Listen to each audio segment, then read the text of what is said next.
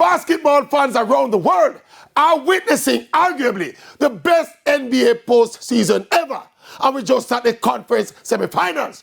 This is also one of the most open NBA championships in recent years. But saying this and saying that, no.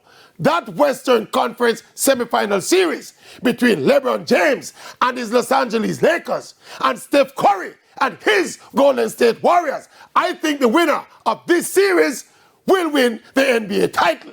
And in this case, it will not just be about winning the title. There are legacy issues to be settled between two of the greatest players of the current generation. Steph Curry and LeBron James both have 4 championship rings. LeBron has 2 rings with the Miami Heat super team, and Curry has 2 rings with the Kevin Durant Golden State Warriors super team. So let us say they both have 2 legitimate rings. So this season and this series could be the tiebreaker. And the basketball world cannot wait to see this series unfold. Personally, I want LeBron to win another ring.